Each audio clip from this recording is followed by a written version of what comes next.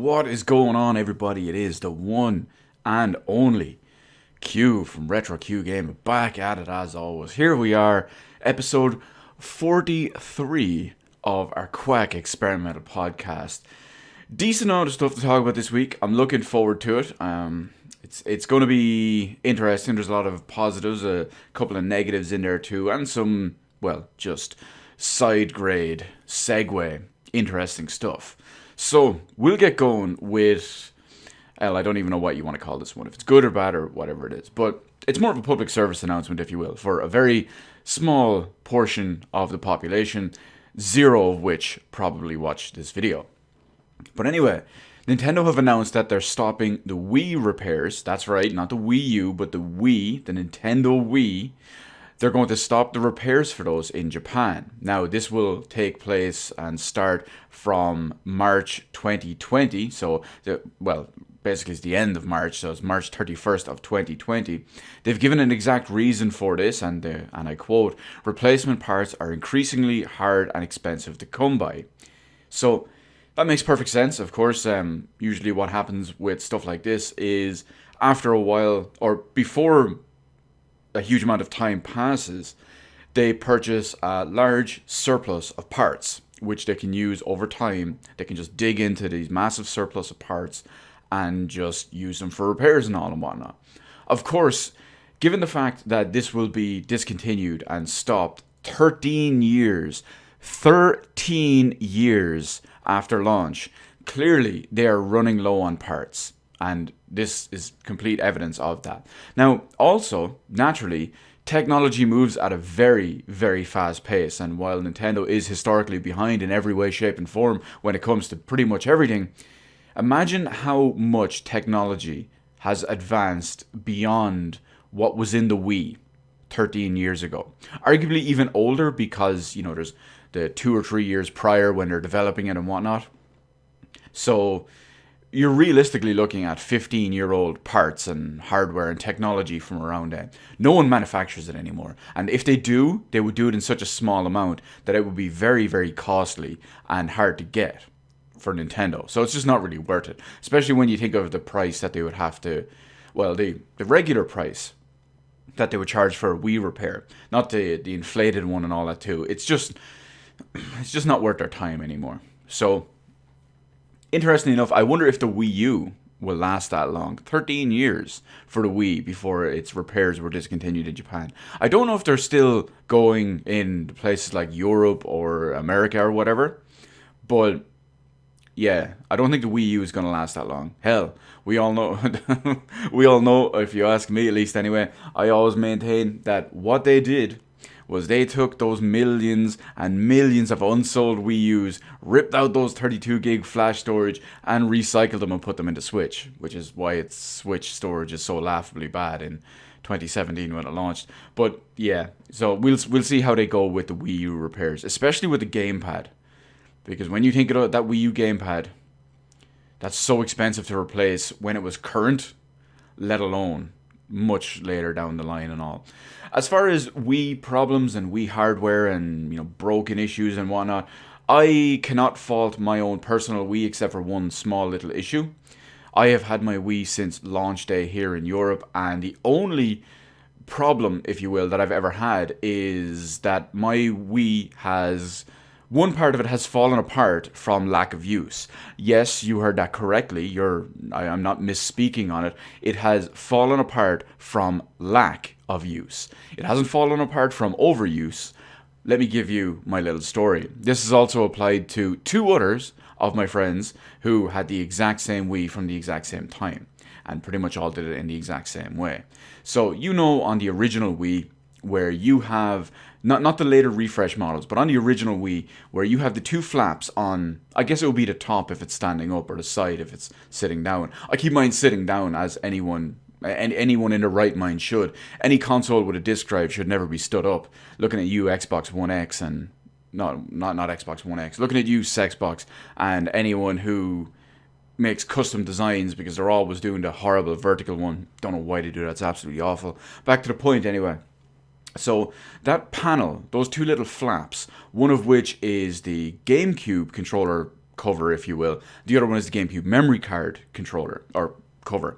So it comes down to the fact that I would always leave my, at least for years and years, I'm talking from launch up until, when would it have been? Maybe like 20. When did I buy my Wii U?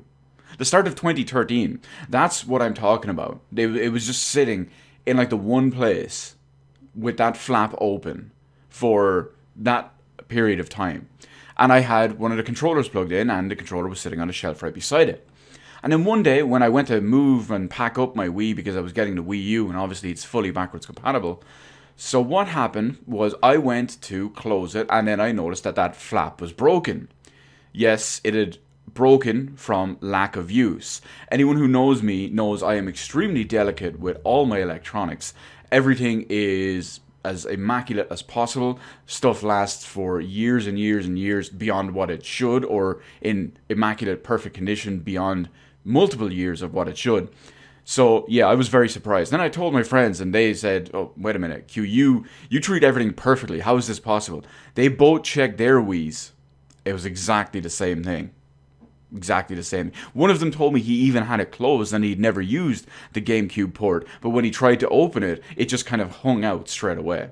So, yeah, that's my little story on my Wii falling apart from lack of use. Not overuse, lack of use. So with Blizzard being all the rage these days because of Warcraft 3 Reforged and all the shenanigans and chicanery around that, well, it's only right that we talk about Diablo, that once famous, once legendary series that Blizzard have hopefully not pissed everything away, because, well, some stuff with Diablo 4 looks good, some of it doesn't, and then there was the whole Diablo 3 situation. But yes, we have to talk about Diablo 3, and to do that, well, not so much Diablo 3, but just Diablo in general. And to do that, we're mostly going to talk about Torchlight. That's right, Torchlight. If you don't know what Torchlight is, it's the same style of game, the whole dungeon crawler, the isometric look, with staff that were originally working on Diablo 1 and 2, went over, founded their own studio, made Torchlight 1, Torchlight 2, and now they will be making Torchlight 3, otherwise known as Torchlight Frontiers. Now, Torchlight Frontiers is being rebranded as Torchlight 3. It's going to be available on Steam. It is no longer going to be free to play, and it is now going to be a one-off purchase, a whole, so like a proper game basically. And like they like to take a little bit of a dig right in at Diablo and whatnot for Blizzard for Diablo 3 and Diablo 4.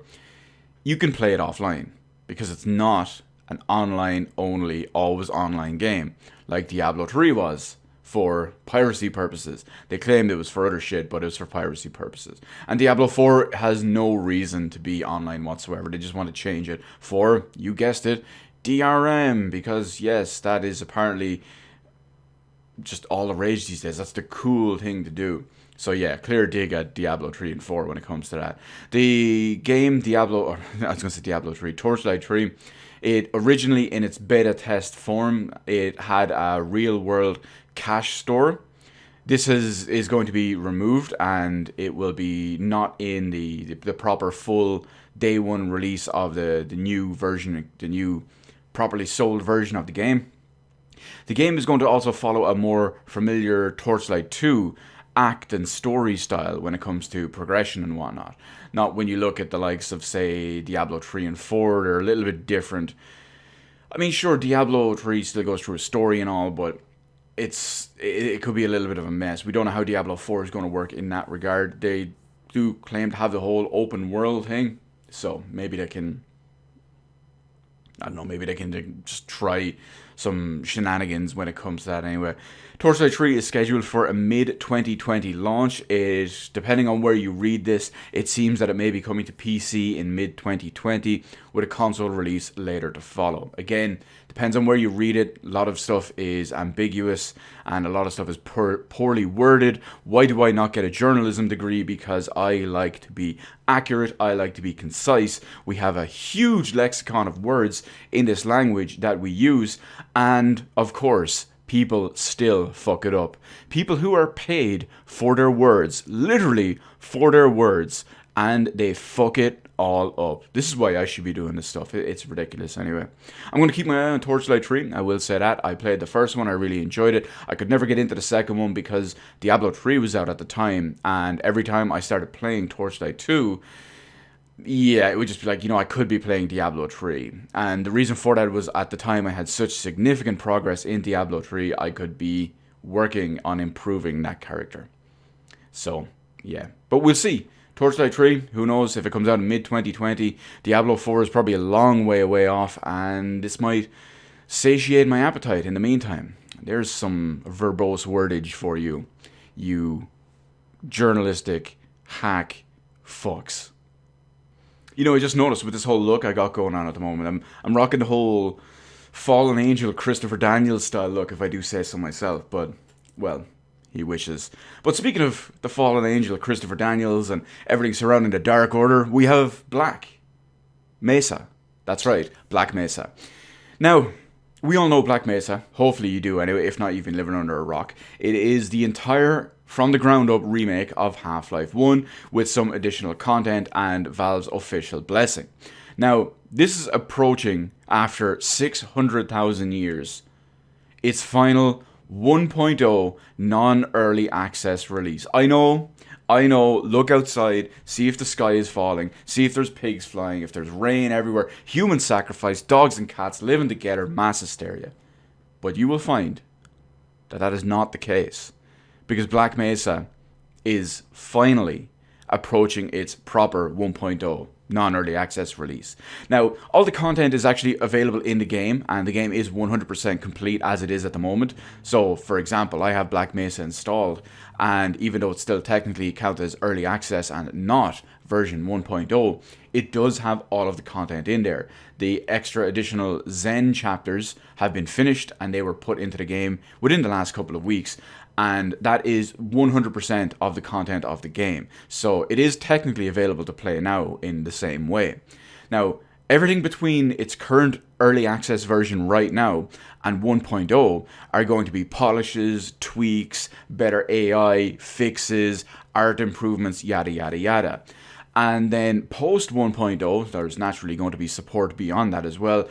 They're going to be working on what they jokingly call version 1.5 Black Mesa, the definitive edition. It's basically going to be a continuation of all of the above. It's going to be even more AI tweaks, maybe some, because of how some AI tweaks work, they can redesign some of the battle sequences, some of the enemies placements, the health placements, the ammo placements, all of that kind of stuff and all as well. And of course, better art, better higher quality stuff and all too. And yes, it does naturally, because it's a 1.5 definitive edition, as they're jokingly referring to it as, it's going to be a free update. It's not going to be resold. It's not going to be a paid patch, if you will. It's all going to be done for free post-launch for all of that too. So, possibly most importantly, it means after all of this time, all of these hundreds and hundreds of years, I will soon, pending, of course, multiple different things, be finally able to play Black Mesa. I've been putting it off for so long. But now, when the 1.0 full non-early access release hits, it's going to be done. I'm finally going to get around to doing it. Because I love Half-Life. And this is a new spin on what I love. Speaking of which, we will throw in one little addendum to this section.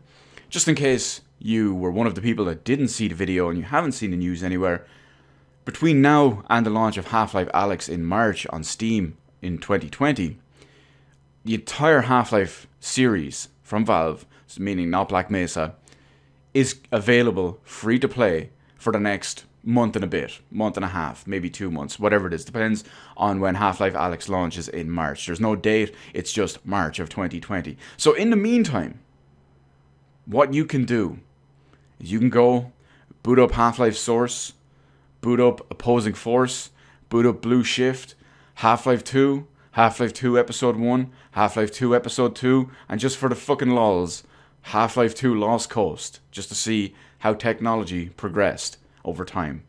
You've got about a month and a half or so to do it, give or take. Everyone should play these masterpiece games in every way, shape, and form because it's free. Granted, if you do skip out on it or you don't get around to doing it, well, they go on sale for literal pennies. Yes, usually less than €1 each every time there's a sale. But hell, why pay for that when you can get it for free? There's a good old saying, why pay for the cow when you can get the sex for free? But sticking with PC games, granted not up to the masterclass level of the likes of Half-Life series and whatnot, but we've got Rocket League. That's right, I am talking about Rocket League, a game I have zero interest in, and a game I will never ever play.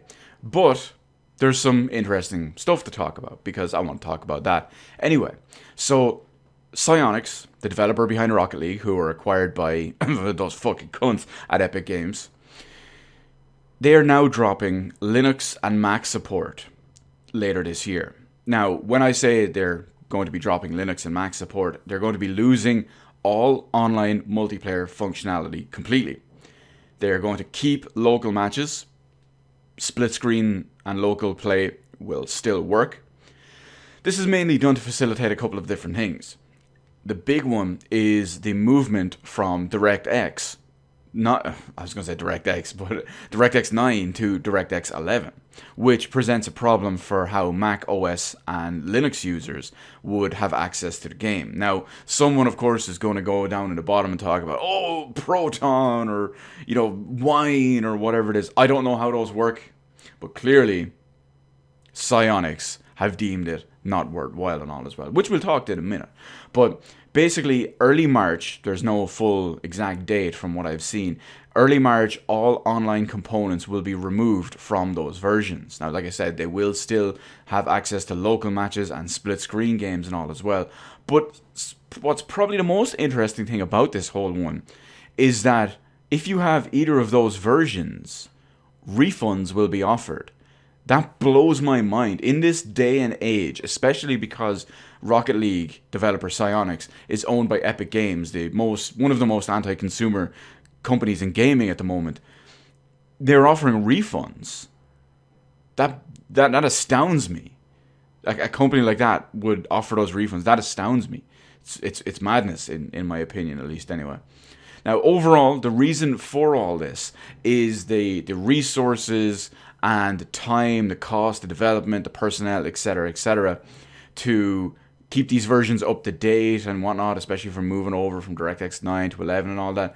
This will affect 0.3% of the entire Rocket League player base. So you can see a game out there that has tens of millions of copies, 0.3% players play on the Mac and Linux version of Rocket League. Now, it's no surprise there, really. Why? Because if you want to play PC games, you get fucking Windows. It's that easy. This next one disappoints me in myself. Because, yet again, I have failed to do what I resolved to do earlier this year. The start of 2020. I wanted to step back away from the fanboys, from them and their fanboyism, their irrational logic. I can't even say irrational logic because there is just no logic. Their shilling, their propaganda, their corporate slaving. But it just gets the better. It just gets the better of you every so often. Sometimes you're bored. You wade into the crumb side. Sometimes it's accidental. Sometimes you see a retweet. Sometimes you see an article on a website. But we're talking about next gen. And in this case, you know what? We won't even go straight to next gen. Because this gen, they were arguing about blades of grass. Next gen, they're already arguing about SSD speeds. First off, none of which are even fucking official yet. There's no official line about either of these. We don't know any of this for sure just yet. But of course, the fanboys are out there with their usual bullshit, spewing about how the PS5 SSD will be faster. It'll be twice as fast. It'll be 50% faster. And because of that, so much more can be done on the PS5 than the what is purported to be superior powered Xbox One. Fucking Xbox names, I hate them so much. Such a disaster of a company the last 7 years. But yeah, just the Xbox in general, it's just so bad. It's a complete moot point because it's far beyond the realm and the point of diminishing returns. Both drives will be fast, no matter what type of SSD they use, be it a SATA 3 SSD, if it's a PCIe 4.0, if it's a regular M.2, whatever it is. These drives are already so fast, mainly compared to current gen. I won't say current gen hard drives, but more so the hard disk drives that are in current gen consoles. They are already so ridiculously fast compared to these. Even regular SATA 3 SSDs are so fast compared to these regular drives. Not to mention there's no spin up and all that too as well. It's flash storage basically. But it's to the point where no matter what they have, no matter what type of drive they have in there, if they have a 550 Mbps read drive in either of those consoles, if they have a 2.5 gigabit drive in there, if they have a 4, a 5, a 7, if they have any of these, you will see absolute negligible difference between them all. Because it will take, let's just say the PS5 SSD is 50% or even 100% more powerful than the Xbox. I was going to say Xbox One X, the fucking Xbox. It's the worst named consoles ever. Microsoft, what are you fucking doing? Then again, you obviously haven't had a clue for the last 7 years. But anyway, back to the point. You are going to see maybe 1 second of loading difference between games, between platforms. That's the kind of level we're talking at this point. Now, it's none of this bullshit we have this gen with their laughable mechanical hard drives. Their 3-minute loading times that you can put in an SSD and you get it cut down to the crazy warp speed 2.5 minutes down from 3 minutes, which is fucking laughable and it's absolutely atrocious that it could even happen. But there's no difference. There's absolutely no difference. You're getting to the point, no matter how fast either of these hard drives, these SSDs are, and even relative to each other, which one is 50% faster, whatever it is, they're so fast as it is already that you will still probably hit the point where you are CPU and or GPU bound. There's no point in arguing this. Sure, your game will load in 3 seconds instead of 4. Absolute reason to buy a console even though it's less powerful.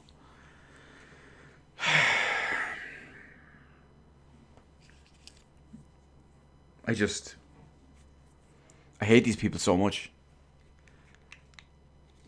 In part of my crusade against them, lately I've been going around and when I see fanboyism spouted from any camp on the internet lately on Twitter, I've been just posting one little image with no context. And I'm pretty sure it hits home. Pretty sure it gets the point across. But anyway, first they were arguing blades of grass. Now they're arguing 1 or half a second of loading time. And next they'll be arguing about how many fucking sides there is on the console, or how many corners the console has, or some fucking retarded shit. That's the level of these mental fucking midgets that are corporate slaving out there. Fucking fanboys. Next up, let's talk a little bit about hardware sales. Now, someone's going to go, but Q, you're going to use this a way to shit all over Nintendo and the Switch. Not really, because we're going to talk Switch sales. Because the Switch has hit an important milestone. That one is now that it has outsold the greatest console of all time, the Super Nintendo. Yes, that's right, the Switch has sold more than the Super Nintendo. Obviously, it has also outsold the Wii U, one of the second biggest commercial flop console in mainstream history. It's outsold the GameCube, and of course, it has outsold the Nintendo 64. But now it has outsold the Super Nintendo, the best video game console of all time. Now, in relation to other Nintendo platforms, what does that mean when it comes to sales and what's next? Well, basically, next up is the Wii. Because the Wii, from a home console standpoint from Nintendo, actually, no, I'm sorry, that's not correct. The NES is what's up next. The NES has sold 61.9 million. So there are less than 10 million units to go before it passes the NES. And then it jumps all the way up to 101.63 million. 104 million, depending on where you read. But you get the idea. I mean, what's the difference in 3 million when you've already broke 100? So they do have a long way to go before they hit the Wii. They will definitely outsell the NES. But when it comes to the Wii, will they hit it? Will they surpass it? We just don't know yet. Now, of course, that's only looking at the Nintendo home consoles, let alone the handheld consoles and other manufacturers and all too. Because when you look at it, you have the Nintendo Switch at 52.48 million. Next up, we've covered the NES. After that, they're looking at overthrowing the 3DS at 75 million. The Xbox 360 at 85 million, the PS3 at 87.5 million, the Wii at 101-ish million, the PS1, obviously Sony are king of the home consoles because they have the entire top 3 spots. They have the PlayStation, the original PS1, at 102.4 million, the PlayStation 4 at 106 million and counting, the Game Boy and Game Boy Color at 118 million, 118.69 to be exact. The Nintendo DS at 154.02 million, a whopping number. And of course, the king of sales in every single console that, in my opinion, will probably never be trounced because of all the circumstances, the DVD player at the time, the cheap and affordable version of it, and everything it could do. The PlayStation 2 at 159 million units. So they still have a long way to go. And with next gen coming soon and the Switch becoming even more relevant, the first 50 million might be fine. The next one is probably going to be a struggle. But speaking of terrible platforms, it's time to talk about the worst platform ever. No, not the Wii U or Xbox One. Those are just joint 50-50 first place for the worst consoles ever. But we're going to talk about the worst platform ever. Google Stadia. That's right, the worst gaming platform ever is Google Stadia. Now, if you haven't been paying attention, the main forum about Google Stadia recently has completely blew up with over 1,500 posts in one day. That's a pretty big one, especially when you consider there's only like 7 people using it. But yeah, it's a pretty big thing in that way. Now, most of these posts are mainly about missing features that were originally advertised and originally promised, either for launch or otherwise, but still, well, are hidden away in fine print to be coming later and still haven't materialized to this day. Stuff like proper 4K streaming on PC, achievements, and of course, most importantly, games. And that's not even touching on the proper quality, since, let's face it, these games are 4K, but running at, 1080p on medium settings.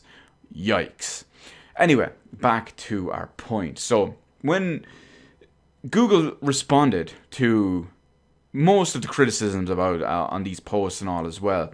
And specifically, they cited the lack of games and the lack of upcoming games and announcements. Again, for the 7 people that use Google Stadia that are up in arms. So when Google commented about this whole situation, they basically just said, yeah, fuck you. You were dumb enough to buy our platform. It's not our problem. You were dumb enough to pay for this hardware. It's not our problem. And they did that by saying it's up to the publishers and developers to announce and develop games for Google Stadia. I'm going to say that again. It is up to the other companies to make games compatible with Google Stadia. It's not up to Google, as they say, to go out and secure and entice developers to put their games on here for whatever different ways they want to do it, if they want to just throw large amounts of money at them or whatever, or just different reasons. Breaking fucking news. Publishers don't want to waste time, resources, money on a dead fucking platform, on the worst platform ever.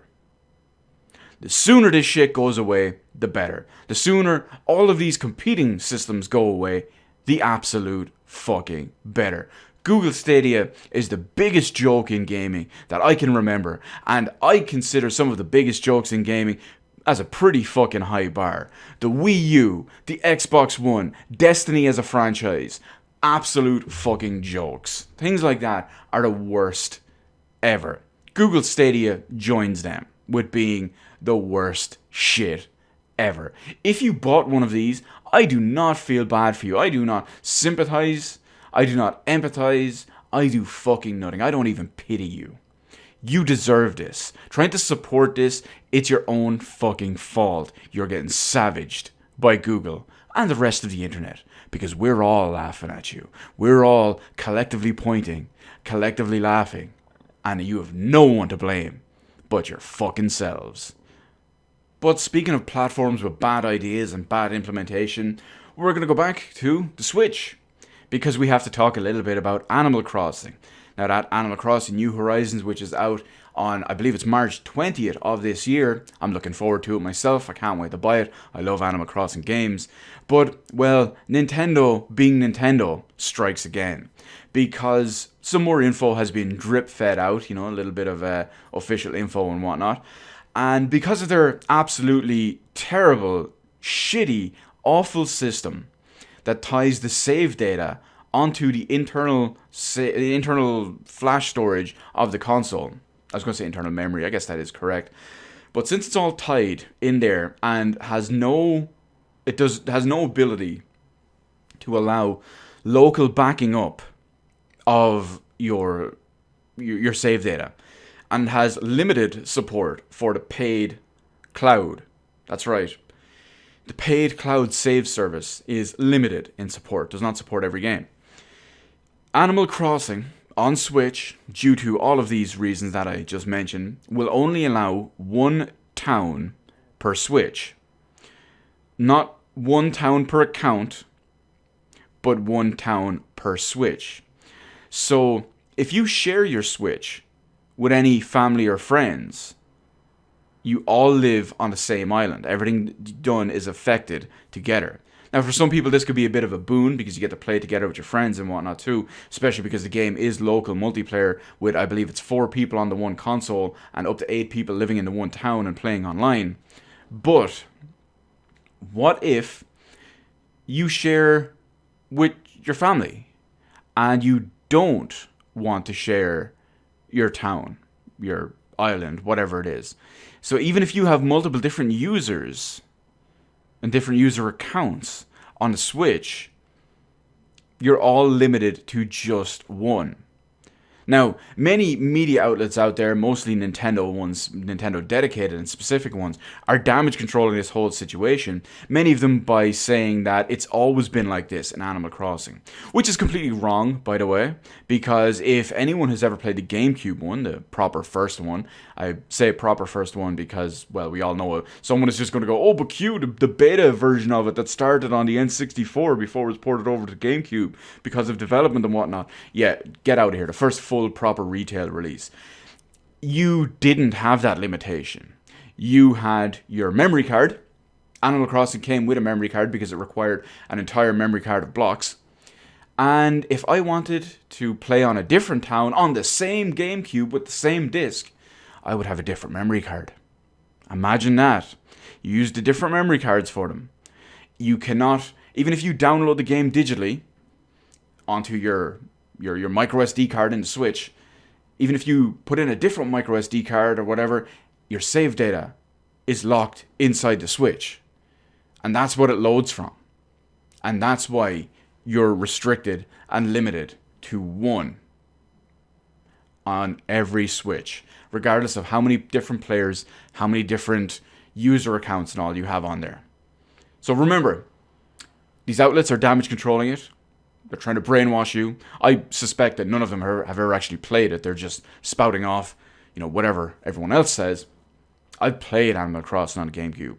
I've had it since early launch, from slightly after it came out in the US, because as far as I know, it never came out over here.